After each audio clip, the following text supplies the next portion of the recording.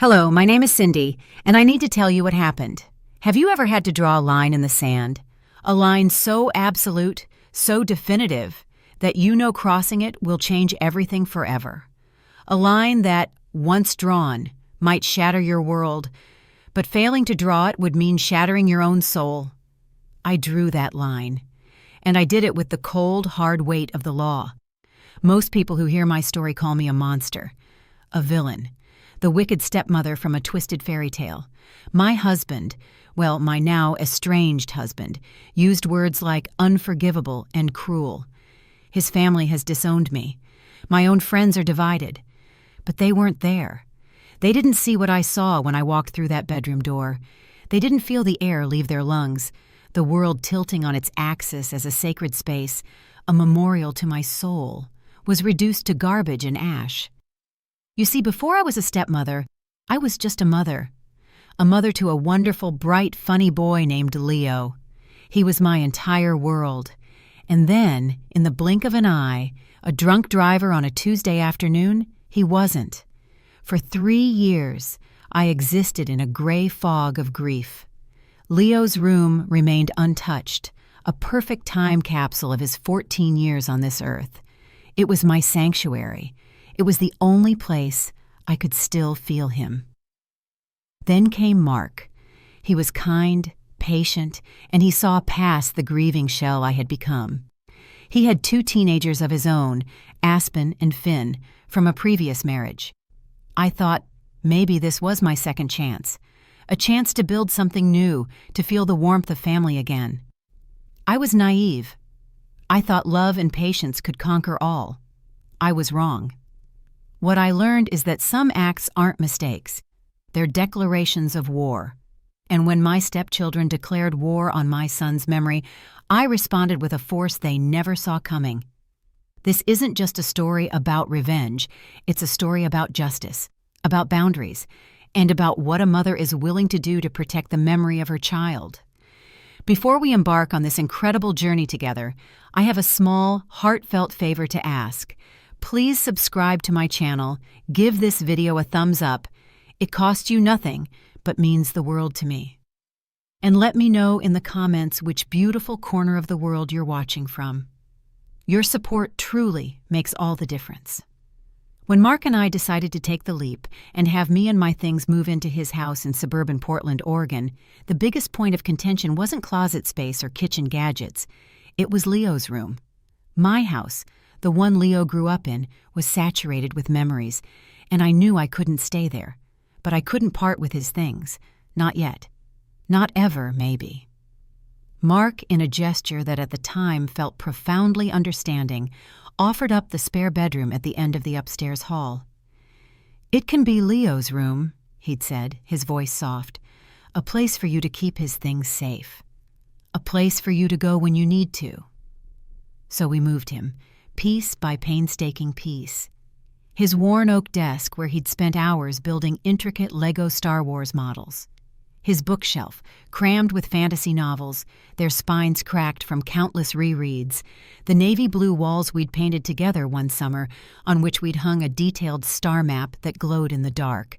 In the corner stood his prized possession, a beautiful, custom-built display case holding his collection of baseballs, each signed by a minor league player he'd met, his own little hall of fame.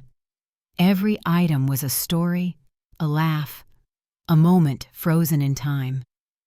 The room wasn't a shrine to death. It was a library of his life. I would go in there some evenings, sit in the worn armchair by the window, and just breathe. It smelled faintly of him, a mix of cedar and the clean scent of his favorite soap. It was my peace. Aspen and Finn, Mark's kids, were 16 and 14 respectively, the same age Leo would have been. That irony was a constant, dull ache. Aspen, with her perpetually cynical gaze and sharp tongue, made her disdain for me clear from day one. I was the usurper, the woman who wasn't her mom. Every meal was a minefield of sarcastic comments. "Wow, Cindy, another casserole. So domestic." Finn was quieter, a shadow to his sister's storm. He'd mumble greetings and avoid my eyes, his loyalty clearly sworn to Aspen. They both hated Leo's room. To them, it was a ghost in their house. "It's creepy," Aspen announced one night at dinner, pushing her food around her plate. "Like, why do you keep a dead kid's room? Shouldn't you, move on?" Mark shot her a warning look. "Aspen, that's enough." "What? It's true," she retorted, looking directly at me. "It's prime real estate. Finn could use a bigger room for his gaming stuff." My fork clattered onto my plate. I felt the blood drain from my face. "It's not real estate, Aspen. It's my son's room." "He's not here, though, is he?" she said, the cruelty in her voice so casual it was stunning. Before I could respond, Mark intervened. "Go to your room, now." She stormed off, but the damage was done. The words hung in the air, thick and poisonous. Mark apologized profusely later, assuring me he'd talk to her, that she was just acting out, struggling with the changes. "Give them time, Cindy," he'd plead. "They'll come around." I wanted to believe him. I really did. I tried to be patient. I suggested family outings. I learned to cook their favorite meals. I asked about their friends and school. It was like throwing pebbles against a brick wall. My presence was an intrusion, and Leo's room was the ultimate symbol of that intrusion. It was a closed door they couldn't stand, a part of my life they had no place in and desperately wanted to erase. I should have seen it then, the simmering resentment, the focused animosity. I just didn't realize how far they would go to stake their claim. The catalyst was a mandatory work conference in Seattle. It was only for a weekend, a Friday to a Sunday. I hated leaving, hated being away from the quiet comfort of Leo's room, but it was unavoidable. Mark assured me everything would be fine. "I'll hold down the fort," he promised, kissing my forehead as I loaded my suitcase into the car. "The kids and I will probably just order pizza and watch movies. A lazy weekend." I remember feeling a small flicker of hope. Maybe some time with just their dad would be good for them. Maybe they'd relax a little. The conference was a blur of presentations and forced networking. I called Saturday evening. The house was loud in the background. Mark said Aspen had a couple of friends over. "Just a few in the basement. They're being good," he said, a little too quickly. I felt a prickle of unease but dismissed it. I couldn't be the paranoid stepmom controlling things from a hotel room 2 hours away. I had to trust him. I had to trust that he was the parent in charge. I drove home Sunday afternoon, a sense of weary relief washing over me as I pulled into our driveway. The house was quiet. Too quiet. A forgotten pizza box sat on the kitchen counter, and the living room looked like a tornado had passed through it, with pillows and blankets strewn everywhere. Typical teenagers, I thought, sighing as I started tidying up.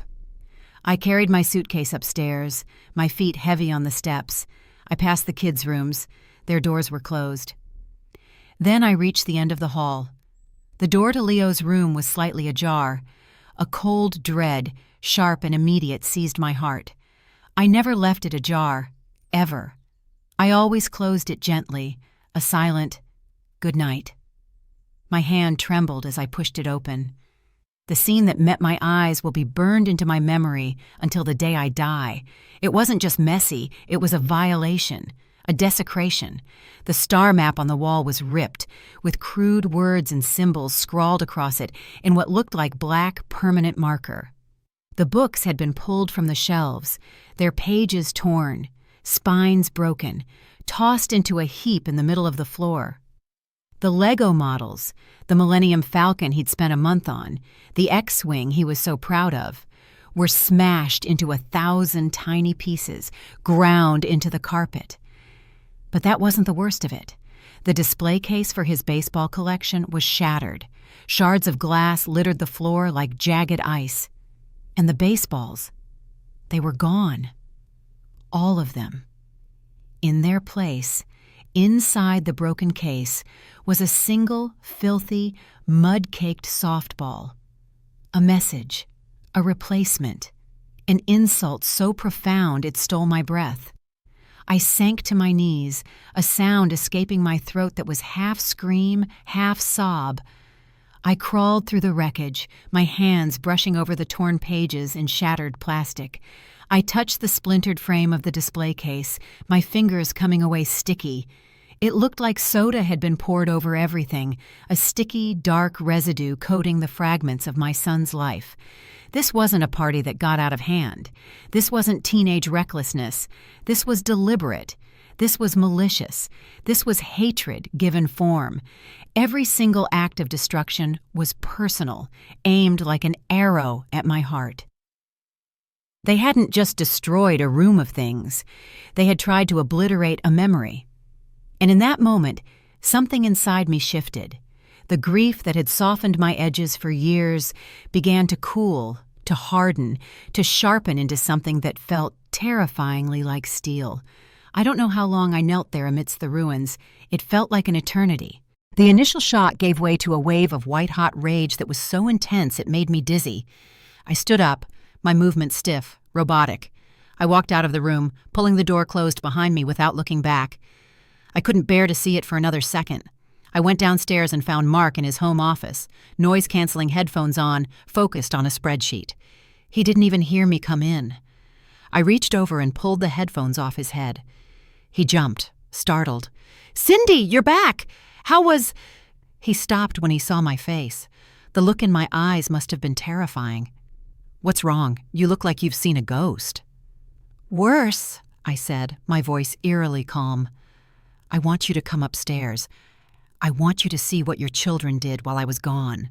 The color drained from his face. He followed me up the stairs, a sense of foreboding growing with every step. I stood back and opened the door to Leo's room again, forcing myself to look. I needed him to see it exactly as I had. He gasped, his hand flying to his mouth. "Oh my God!" He stepped inside, turning in a slow circle, his expression one of pure disbelief. What happened? Was there a break-in?" "No," I said, the word like a shard of ice. "There was no break-in." I walked over to Aspen's closed door and pounded on it. "Aspen! Finn, get out here, now!" After a moment, the door creaked open. Aspen stood there, a defiant smirk on her face. Finn hovered behind her, looking pale and terrified. Mark whirled on them. "Did you do this?" he demanded, his voice cracking. Aspen just shrugged, the picture of teenage indifference. "It was just some stuff. The party got a little out of hand." "A little out of hand?" I repeated, my voice dangerously low. "You call this a little out of hand? You smashed his models. You tore his books. You wrote on his walls. Aspen, where are the baseballs?" She crossed her arms, refusing to look at me, focusing on a spot on the opposite wall. "I don't know. Probably got lost in the mess." "Liar," I hissed. "Cindy, honey, let's calm down," Mark said, stepping between us, putting his hands up in a placating gesture. "They're just kids. They made a terrible, terrible mistake. We'll figure out a punishment. They'll apologize." That's when I knew he would never understand. "A mistake?" I stared at him, my heart turning to a block of ice in my chest. "Mark, look at this. This isn't a mistake. This is a hate crime. This was targeted. This was meant to hurt me in the deepest way possible. And you're standing there talking about an apology? They'll be grounded for a month, 2 months, he offered, his voice rising in desperation. They'll clean it all up. We'll replace everything. Replace it? I laughed, a bitter, broken sound. How do you replace a model he spent 40 hours building? How do you replace the signature of a player he met with his grandfather who is also gone? You can't, Mark. You don't get it. He was just a dead kid in a room, Aspen suddenly yelled, her voice filled with venom. I'm sick of hearing about perfect sainted Leo. We have to live here. We're alive. Why did his ghost get to take up so much space? The silence that followed her outburst was absolute. Finn flinched as if he'd been struck. Mark looked utterly horrified. But I just felt a strange, terrifying clarity. The line in the sand had just been drawn for me, in permanent marker and shattered glass. These weren't just kids making a mistake. This was a calculated act of cruelty, and a grounding wasn't justice. It was an insult. I looked from Aspen's sneering face to Mark's panicked one. "You're right, Mark," I said softly. "They will clean this up, and they will replace what they can. But they're not just going to get grounded. I'm going to teach them what happens when you destroy someone's property. I'm going to teach them about consequences." Mark stared at me, confused. "What are you talking about?" I pulled my phone out of my pocket. "I'm calling the police." Mark's face went from horrified to aghast in a split second. "The police? Cindy, you can't be serious. You're going to call the cops on my kids? On our family?" "They stopped being our family in this matter the moment they did this," I said, my thumb hovering over the dial button for the non-emergency line. "This is vandalism, destruction of private property. They committed a crime." "They're children," he pleaded, his voice dropping to a desperate whisper as he stepped closer, trying to block the kids from my view. "It'll ruin their lives. They'll have a record. Think about their future, their college applications." "They should have thought about that before they decided to desecrate a memorial to my dead son," I shot back, my voice unwavering. Aspen, for the first time, lost her smirk. A flicker of genuine fear crossed her face. Finn looked like he was about to be physically ill. "We can handle this internally," Mark insisted, grabbing my arm gently. "I'll make them pay for it. They'll get jobs, they'll work it off, I swear." I pulled my arm away. "And what about the things they can't pay for? What's the price on his star map? On the baseballs?" "No, Mark, this goes beyond money. This is about accountability. The kind of accountability that a grounding will never teach them. They need to understand that actions have real legal consequences, not just dad is mad consequences." I looked past him, directly at Aspen. "You wanted this room," I said, my voice cold and flat. "You felt entitled to this space. Well, now you're going to learn what the world thinks of people who take and destroy what isn't theirs." Without another word, I turned, walked down the hall to our bedroom, and shut the door. I could hear Mark's frantic, muffled voice, then the kids' voices, rising in panic. I ignored it all. I sat on the edge of the bed, my hands shaking, and made the call. I explained the situation to the dispatcher calmly and clearly. I gave my address. I reported a case of vandalism and destruction of property. I deliberately used the word minors and confirmed they were in the house. The dispatcher said an officer would be dispatched shortly. The 20 minutes I waited for the police to arrive were the longest of my life.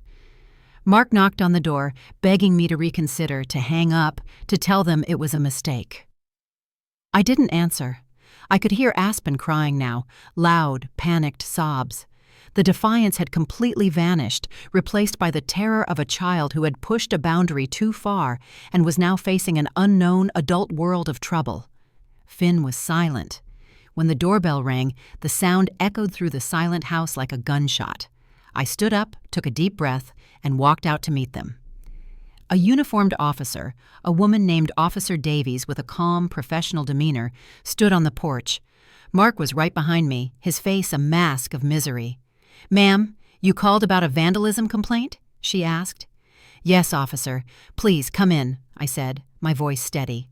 I led her upstairs. Mark and the kids trailed behind us like condemned prisoners. I opened the door to Leo's room. Officer Davies stepped inside, her eyes taking in the scene. She was silent for a long moment, her expression unreadable. She walked around the room, carefully avoiding the broken glass. She saw the graffiti on the wall, the smashed models, the empty, shattered display case. She turned to face us. Her gaze fell on Aspen and Finn, who were huddled behind their father. "Who did this?" she asked, her voice firm but not unkind. Finn started to tremble. Aspen stared at the floor, silent. "My stepchildren," I said, my voice cracking for the first time. "Aspen and Finn." Officer Davies nodded slowly. She looked from the wrecked room to the terrified teenagers, then to Mark's pleading face, and finally to me. "Okay," she said, pulling out a notepad. Let's go downstairs and talk about what happened here. I'm going to need to take a statement from everyone." The official process had begun.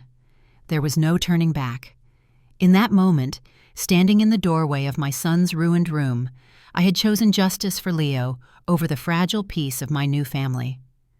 And I knew, with absolute certainty, that nothing would ever be the same. Sitting at our dining room table with Officer Davies felt surreal. It was the same table where we'd had tense family dinners, the same table where Mark and I had once talked about our future. Now it was a makeshift interrogation room. The air was thick with resentment and fear. Officer Davies was methodical. She asked me to describe the room as it was before, to list the items that were destroyed. My voice was hoarse as I recounted each precious object: the Lego sets, the first edition books, and, hardest of all, the signed baseballs. I explained their sentimental value, how they were irreplaceable. I watched Mark flinch every time I mentioned an item, as if each one was a fresh blow. Then she turned to the kids. She spoke to them separately, in the living room with Mark present. I could hear the muffled tones of their voices. I heard Finn break down into choked sobs almost immediately, confessing everything. Aspen's interview took longer. I imagined her trying to maintain her defiant front, only to have it crumble under the patient, persistent questioning of a law enforcement officer. This wasn't her father, whom she could manipulate. This was the system. When she was done, Officer Davies came back to the dining table where I was waiting. Mark brought the kids back in. Their eyes were red-rimmed and puffy. The arrogance had been scrubbed clean, replaced by a raw, humbling fear. "Okay," Officer Davies began, looking at all of us. "Based on the confession from both minors and the evidence of destruction upstairs, we have a clear case of criminal mischief in the second degree, given the value of the property destroyed." Mark sucked in a sharp breath. Criminal mischief? A criminal charge? The estimated value of the damaged and stolen items will likely exceed several $1,000s, especially factoring in the custom display case and the collectible nature of the baseballs, she explained calmly. That makes it a felony in the state of Oregon. However, because they are minors with no prior offenses, this will be handled by the juvenile justice system. It's not about punishment in the same way as the adult system. It's about accountability and rehabilitation. The word felony hung in the air, a terrifying ghost. Aspen let out a small whimper. Officer Davies continued. "A juvenile court counselor will be assigned to their case. Given the circumstances, they will likely recommend a diversion program. This means if they complete all the requirements, the charges can eventually be dismissed and sealed, but the requirements will be strict." She looked directly at Aspen and Finn. "You can expect community service, mandatory counseling, and full financial restitution." "Restitution?"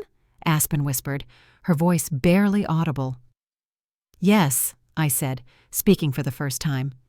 "You will pay for what you destroyed." "We'll pay for it," Mark interjected immediately. "I'll write you a check right now, Cindy, whatever it costs." "No," Officer Davies said, shaking her head. "That's not how it works. The restitution must be paid by them. The court will order them to get jobs. Their wages will be garnished until the full amount, determined by the court, is paid back to Mrs. Peterson." She looked at me. "You will need to get formal appraisals for the collectible items and quotes for repairing the room. It will be a lengthy process." The reality of the situation was finally sinking in, hitting them like a physical force. This wasn't something Dad could fix with his wallet. This wasn't a punishment that would be over in a few weeks. This was a long, hard road of their own making. They would have to spend their weekends and summers working, not for a new phone or concert tickets, but to pay back a debt to me, a constant, tangible reminder of what they had done. They would have to face a counselor and talk about their anger, their resentment. They would have to stand before a stranger and be held accountable. As Officer Davies left, handing us paperwork with case numbers and contact information for the juvenile department, the house fell into a crushing silence. Mark wouldn't look at me. He simply wrapped his arms around his two trembling children, pulling them into a protective huddle, and glared at me over their heads. His eyes were full of betrayal. In his mind, I had crossed the line from victim to aggressor. I had protected my son's memory, but I had shattered his family. The weeks that followed were a special kind of hell. Our home became a silent battleground, divided into two armed camps. I was on one side. Mark, Aspen, and Finn were on the other. Mark moved into the guest room downstairs. The only words we exchanged were clipped, logistical necessities. "I'm going to the grocery store. The dog needs to go out." The warmth that had drawn me to him, his easy laugh and comforting presence, was gone, replaced by a wall of cold fury. He saw my actions as a betrayal of him, of the very idea of family. "I begged you to let me handle it," he said during one of our few stilted conversations. "I would have made them work. I would have made it right. But you had to bring strangers, the government, into our home. You chose to humiliate and brand them instead of forgiving them." "This wasn't about forgiveness, Mark," I told him, my voice tired. "Forgiveness might come someday, but it has to be earned. This was about justice. They needed to see that the world doesn't bend to their whims, that destroying things has a price." "And what's the price you're paying, Cindy?" he shot back. "Is it worth this? This silence? This misery? Are you happy now?"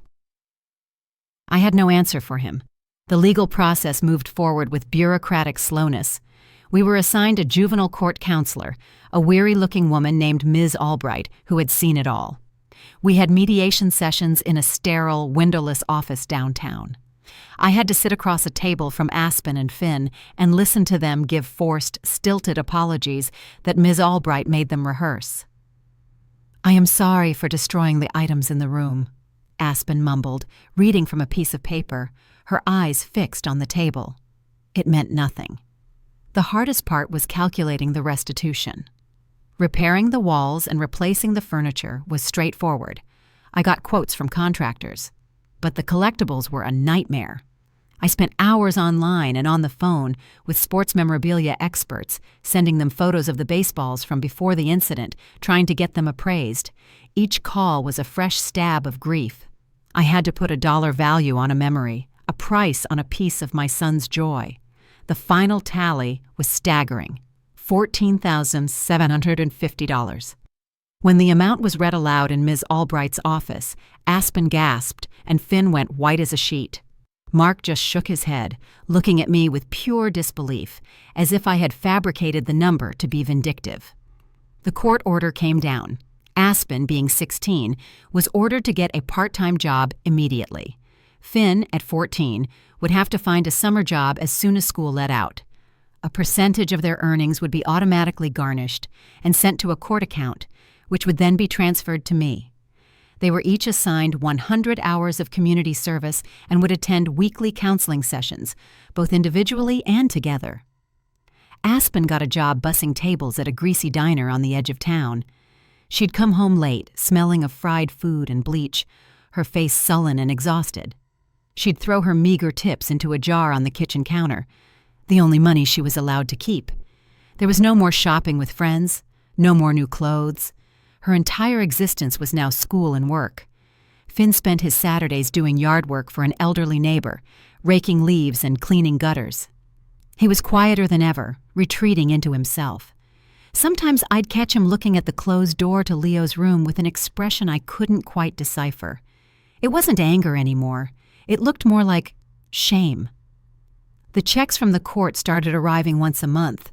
Small amounts, $150, $200. At this rate, it would take them years to pay it all back, and every time I deposited one, I felt a strange mix of satisfaction and sorrow. Justice was being served, slowly, painfully, but the cost was the family I thought I was building. The house was no longer a home. It was a prison, a courthouse, and a memorial, all rolled into one broken place. Months bled into a year. The rhythm of our fractured lives became grimly routine. Aspen graduated from working at the diner to a cashier position at a big-box grocery store. The hours more consistent, the work just as grueling. The defiance had been worn out of her, replaced by a permanent exhaustion. She barely spoke to me, but the overt hostility was gone. There was no energy left for it. Her life was a predictable loop of school, work, and sleep. Her friends moved on, their lives filled with parties and football games she could no longer attend. She was paying for her crime not just with money, but with her youth. Finn spent the summer mowing lawns for what felt like our entire zip code. He was diligent, saving every dollar. He was the first to pay off his share of the community service hours. One afternoon, I came home to find him standing awkwardly in the hallway outside Leo's room. The door was still closed, the room inside still in a state of disarray. I hadn't had the heart to touch it. He flinched when he saw me. He stammered, unable to finish. "What is it, Finn?" I asked, my voice neutral. He looked down at his shoes. "The baseballs," he said quietly. "Where did they go? I know you told the police we threw them in the woods behind the park." "That's right," I said. "I went looking for them," he confessed, his voice cracking. "A lot of times. After it rained, I thought maybe. But I never found any." He finally looked up at me, and for the first time, I saw genuine, gut-wrenching remorse in his eyes. It wasn't fear of getting caught or anger at the punishment. It was real. "I'm so sorry, Cindy. I know Aspen. She was so angry all the time, and I just went along. But it was his stuff. It was your son's stuff. It was wrong." It was the first real apology I had received. It wasn't prompted by a counselor or a judge. I just nodded, unable to speak for a moment. "Thank you for saying that, Finn." That small moment was a crack in the ice. It wasn't a thaw, but it was something. Meanwhile, Mark and I had started going to marriage counseling. Our therapist, Dr. Anya Sharma, was a no-nonsense woman who didn't let either of us off the hook.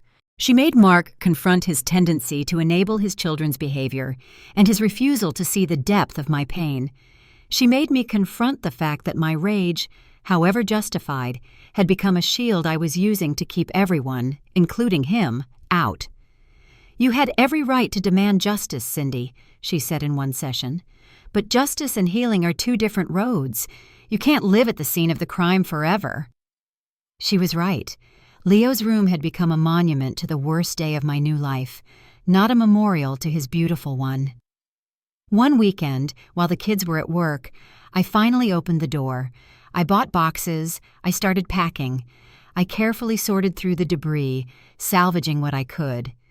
A few books were only slightly damaged. I found a small, unbroken photo frame under the pile. I packed away the smashed Legos, thinking that maybe, someday, I could try to piece one back together. I hired the contractors to patch the walls and repaint. I chose a soft, warm gray. It was no longer Leo's room. It was just a room. I took his most precious remaining things, a few photos, his favorite hoodie, the one undamaged book, and I bought a beautiful, hand-carved memory box. I placed it on the mantel in the living room. He wasn't hidden away at the end of the hall anymore. His memory was here with me as a part of the house, not a secret sanctuary.